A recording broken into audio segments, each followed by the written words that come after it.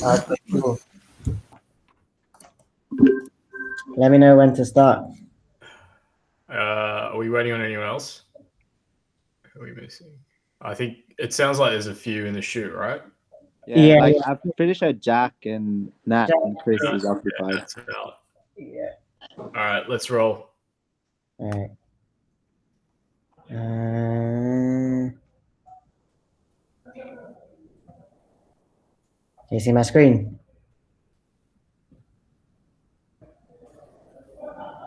Can you see my screen? Sure can. All right. Okay. Cool. Cool. All right. This is why Cisco had to take the weekend off. 2 no, extra days. no. Okay. Welcome to Cisco's top 5 creative inspirations. Basically, maybe it's a cop out that I didn't do like one list of one thing, but these 5 things will give you an insight into me and what inspires me creatively and my kind of journey into designing.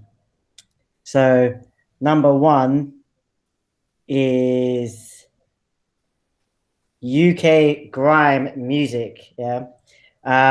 It's like, this is like the UK's version of hip hop. It's like a mixture of like American hip hop, European like dance, and Jamaican dancehall music.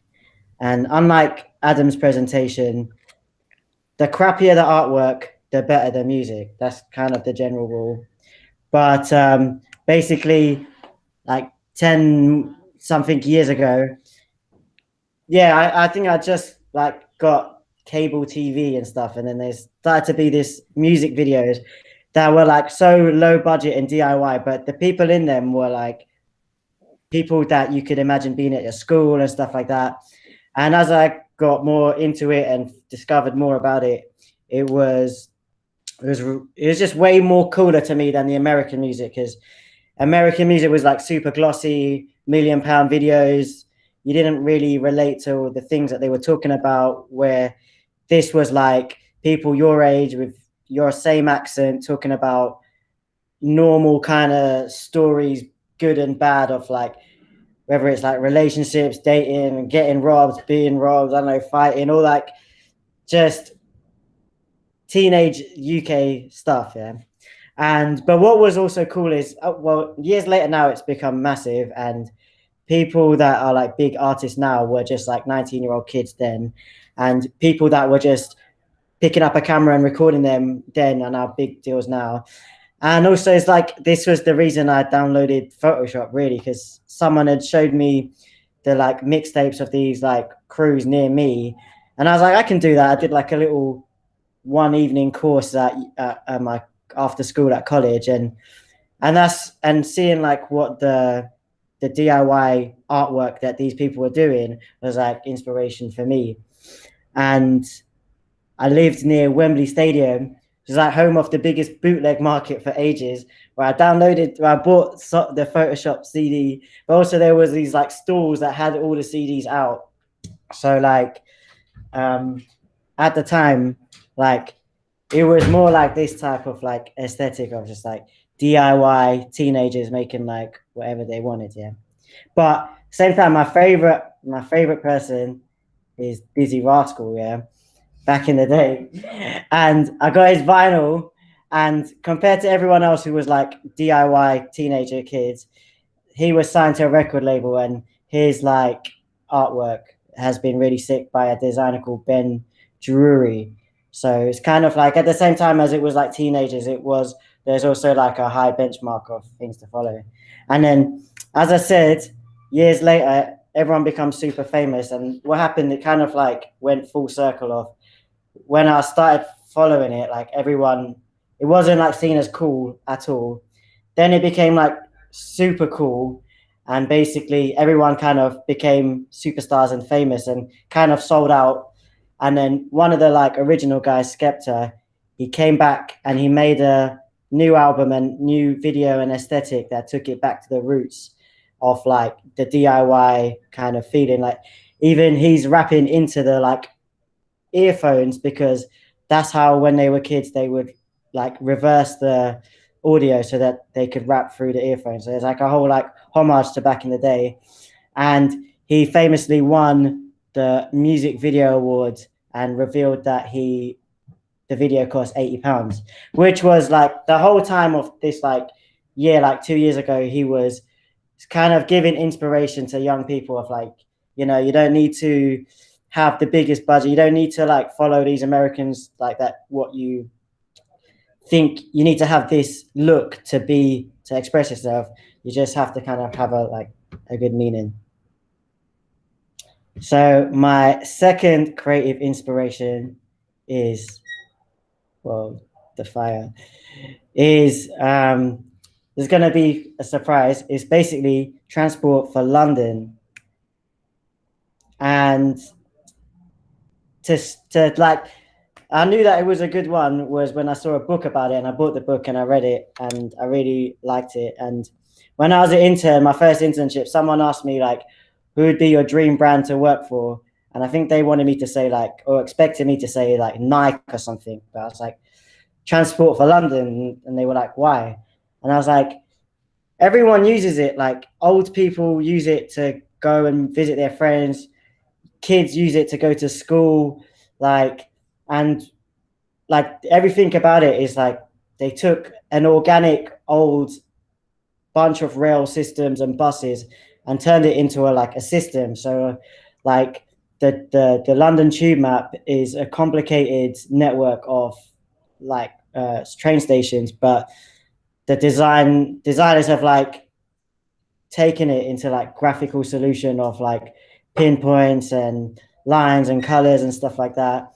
The logo is like well known everywhere. Like if you like, London's full of people that English isn't their first language, but you can walk past an underground station based on the symbol, you know that this is an underground station. And yeah, like even the branding of it, the red buses, it kind of hits a lot of spots like on the head about like design and systems and branding. And people hate it. Like people like Transport for London is the bane of their life, but I think it's kind of a bit of an unsung hero that we kind of take for granted. And also when I think about UX, and sometimes I'm in like Waterloo train station or something, and you know when you go in a train station and it tells you like exit this way, and you walk and you get lost, and because the signs are pointing the wrong way and all that type of thing. I think that's like a good real life example of UX, of like you want to get from A to B in the quickest, most efficient way as possible. And that is an example is like when you're in a giant rail train station and you're trying to find your way. And also like Transport for London, yeah, like they have to be super accessible for people older people using the system, like people with lower vision, people that like travel by wheelchairs and stuff. And at uni, I did I studied product design, and I interviewed people like blind people and things, and it's like private, like they don't have a car, their access to meeting other people and socializing and using the supermarket is through public transport. So yeah, I really like it. And this is picture of like Wembley Stadium, which is near my house where I grew up. And yeah, just seeing that construction of that inspired me of like how even the staircases and everything had all been thought about and was part of the design that made it a good experience. And we're right now in year 2020, but like 10 years ago when I finished my degree, I made my final year project was about a bus stop system. And I created like the 3D bus stop was cool, but the main thing of it was the actual graphic system and how older people and people with dyslexia can use information to get themselves around. So I kind of took my inspiration and made it into a project. Number 3, my creative inspirations is this illustrator designer called Kate Moros. And after I studied product design, I was like, it was really gray and really like industrial, and it didn't like hit me with like my kind of artistic expression. So I did a like short course in the summer, like about illustration. And also at the time there was MySpace, and at the time I still liked grime music, and it was kind of transitioning from like urban kids to like arty kids, and they were doing like basement parties and things like that. And the artwork of the flyers got more artistic and cool. And I remember these flyers, and I was like, they're sick. They're not made by a font. They're like organic and hand drawn. So, and also this girl, Kate Moros, at the time, I think she was like 19, and she got like this big billboard for Cadbury's. And she was definitely like a poster child of like young, top of the game, like designer. And she's super colorful. And that inspired me to kind of do some artwork too, of like, this is my name, Francisco Dean Carlos Rebello, but in that free form style, each word is a different style, but they all kind of fit into each other. And it's all very like sloppy and gloopy. This my brother's name, Julio, and I made an artwork for him, and I found on my Instagram I had like the original drawings and stuff. And this is my favorite. Basically, when I first did my internship, I realized I said the word sick too much. So I drew a picture of a guy who saw something so sick that he was sick, and his sick made up the word sick. So it says SICK.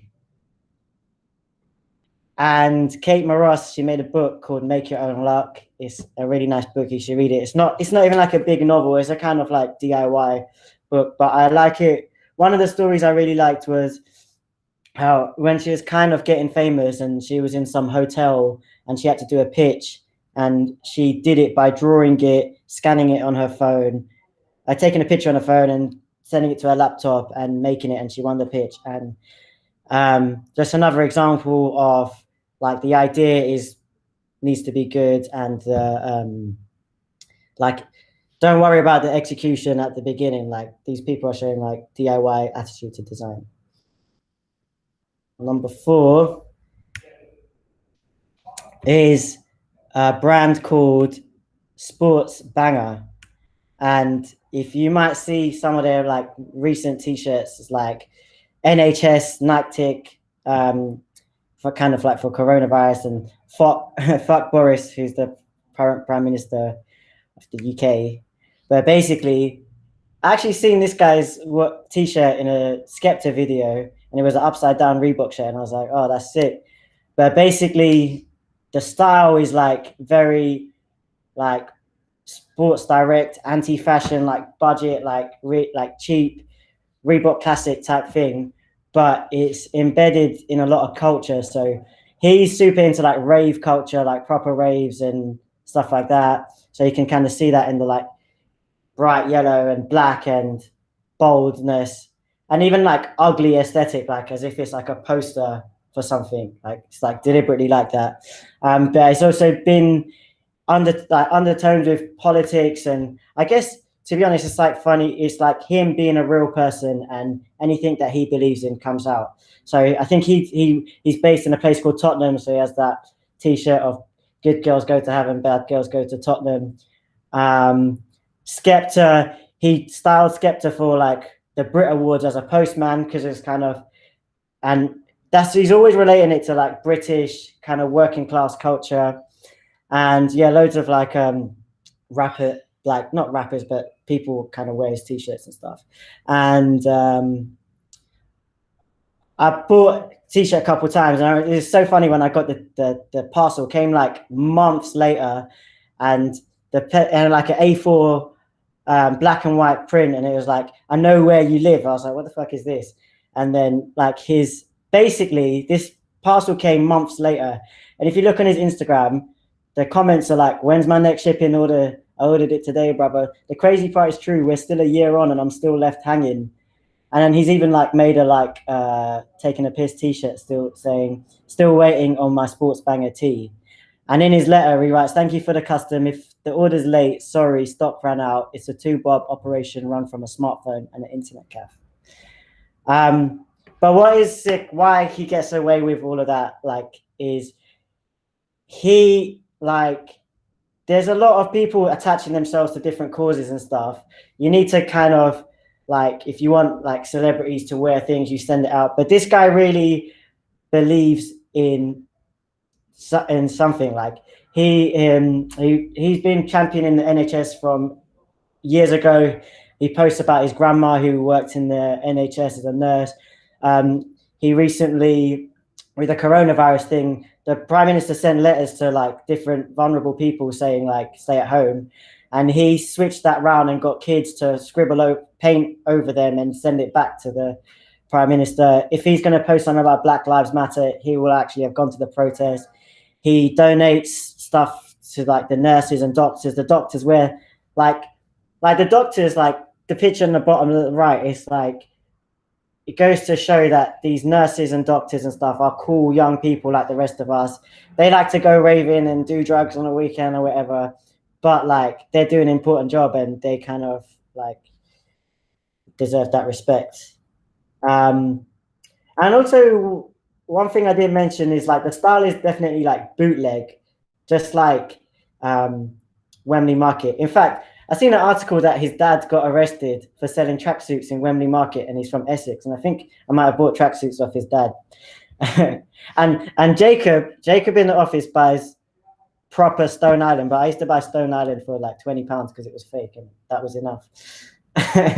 But yeah, and I seen this on his Instagram. He's like, I was born in the NHS. My mum worked for the NHS. NHS tried to save my brother's life. The NHS saved my life, my dad's life.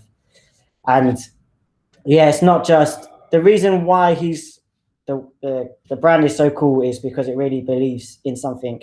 And like to the face of it, people will probably think, why is this guy anywhere seen as a designer or like any inspiration? But yeah, celebrities will attach themselves with it if it's like a proper thing. And the kind of fake way to do it is to send to celebrities and whatever and pay them to wear your t-shirt. But people will pay to get his t-shirt even if it's like 6 months late because it's for a good cause.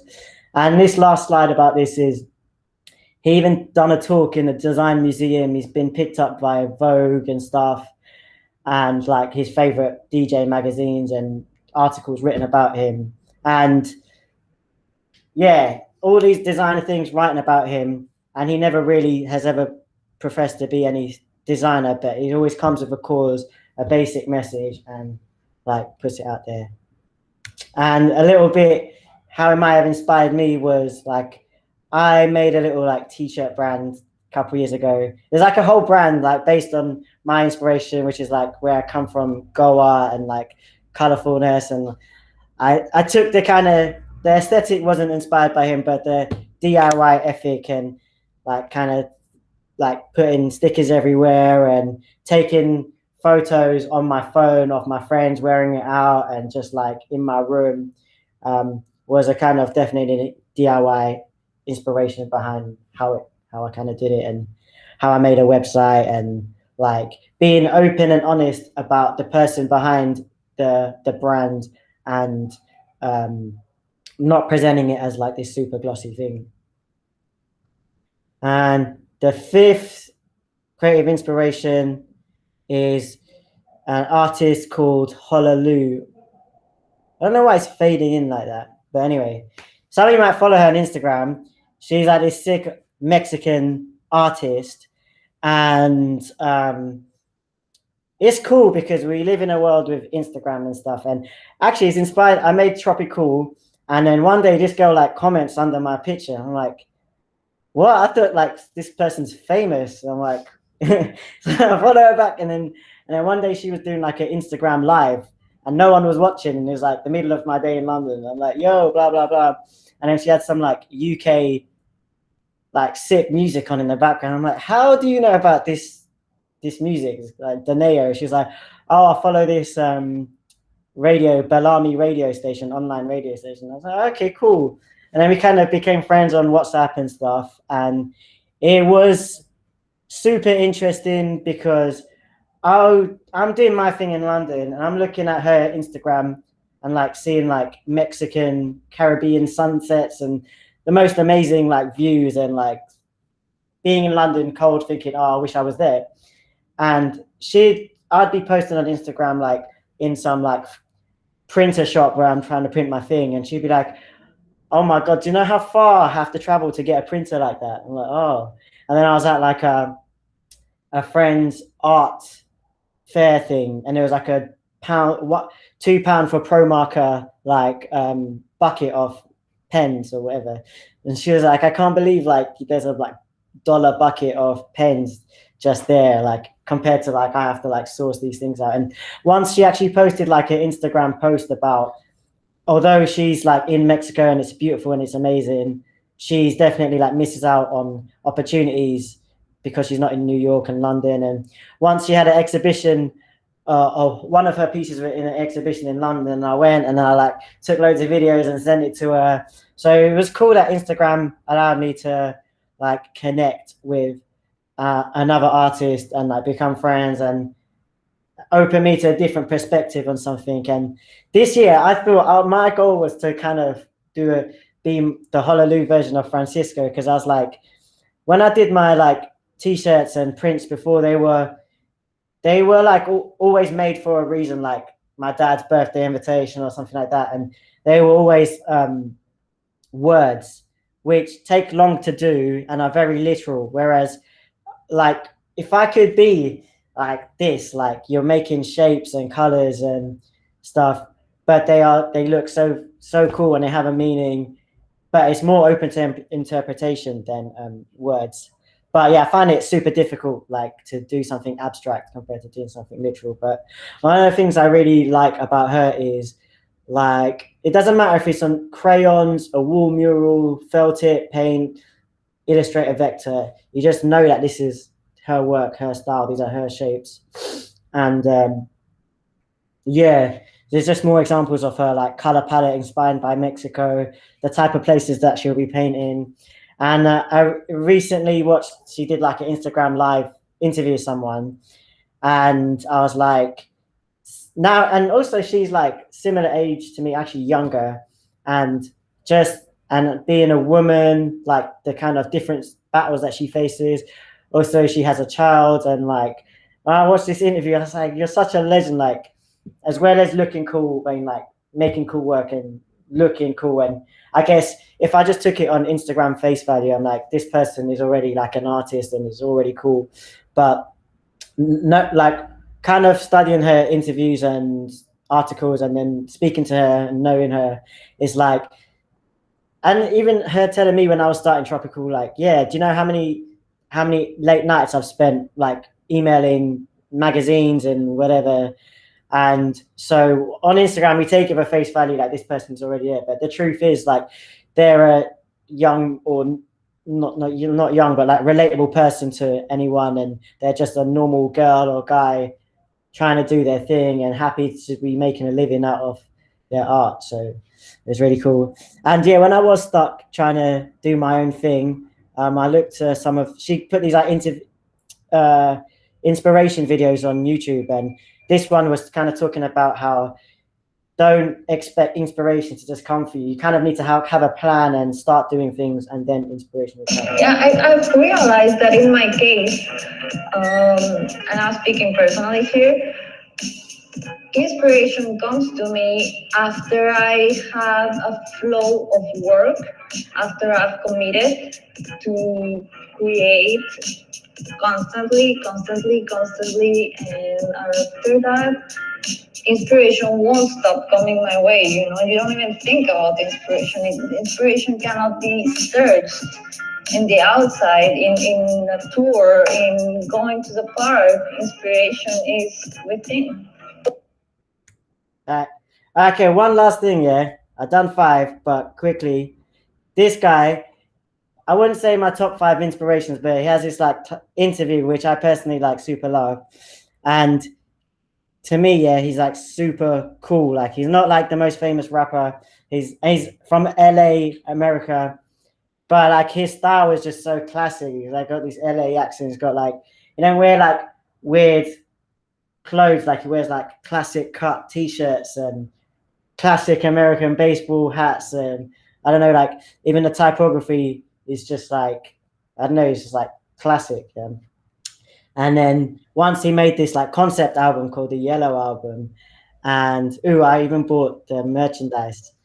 And check this out: designed in California with other people's money, wash cold, show your love. I'm like, that is sick. And it was this. I took a clip from this interview, and the album, the Yellow Album, is like super wavy, like kind of. And in the interview, he talks about the method that he did this album, and it wasn't like basically he made this like super cool song, and he's kind of saying how he worked with the producers, and if they made like one really cool bit, he would just tell them to scrap the rest of it, take that one cool bit and repeat that, and like kept everything like super simple but made everything like really nice. So this is like his words. People hear my Yellow Album, and some people like that's like rap fans will be like, oh, it ain't no rap, like he don't rap, but maybe I did that for a reason because I didn't want you to like that. You feel me? And that's what bothers people. Whatever you saying on a beat, it's just another instrument to the beat, first of all. You feel me? A lot of people don't understand that. I understand on a different level, which is why I understand what I sound good on. You know what I'm saying? The type of vibes that I be in and like how to talk through them. Like I don't even rap on the Yellow Album. It's all conducted beats. Who's simple? Is it me or is it you? You feel me? Could I say 20 million words in one line just to say one thing, or would I rather just say one thing? You know what I'm saying? Beautifully. And I know that it'll bother you, it'll fuck you up. Like, how would you say 3 things but say so much? 3 words say so much. And a lot of rappers, they take like 2 lines to just say, this is like, get to the point. Like, if you sit back, they listen to the Yellow Album, we in a party, people is not trying to hear you talk a lot or like, you know what I'm saying, really try to figure out what you're saying. But if the beat is tight and if the vibe of it is right, and then they hear what you said and they like it, it's like a bonus.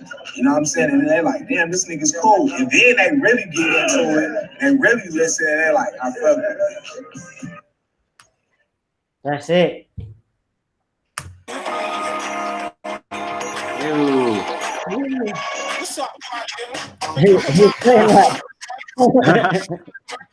Well done, Cisco. Thanks, Cisco. Very cool. Thank you.